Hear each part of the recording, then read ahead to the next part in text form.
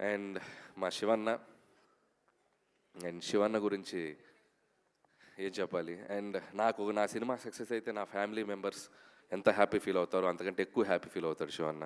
Release అయిన మొదటి రోజు ఫోన్ చేసి నా సక్సెస్ని తన సక్సెస్గా ఫీల్ అయ్యి ఎప్పుడు షేర్ చేసుకుంటూ ఉంటాడు.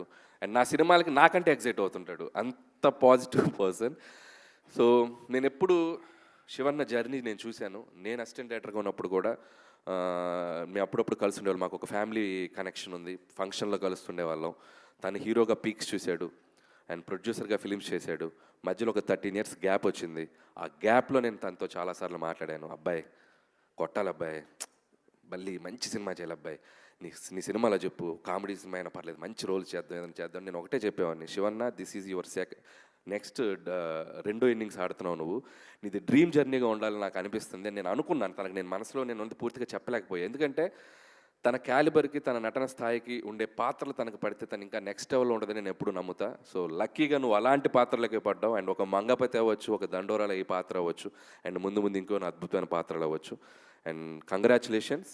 ఒక సినిమాలో నీకంటూ కొన్ని పాత్రలు రాయాలని ఒక రైటర్స్ని, దర్శకుల్ని ఇన్స్పైర్ చేస్తున్నావు ఈ జనరేషన్ కుర్రోళ్ళకి, కొత్త టాలెంట్ ఉన్న కుర్రోళ్ళందరికీ. Long way to go and I wish you all the best. అంతేగాని నువ్వు ఈయనంటావు ఇప్పుడు.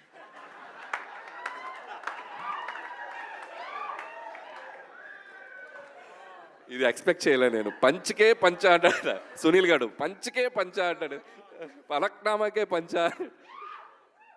అదే చెప్పాను కదా, తినతో మాట్లాడడం కష్టం. సో ఖచ్చితంగా చేద్దామన్నా. అండ్ నిజంగా శివన్న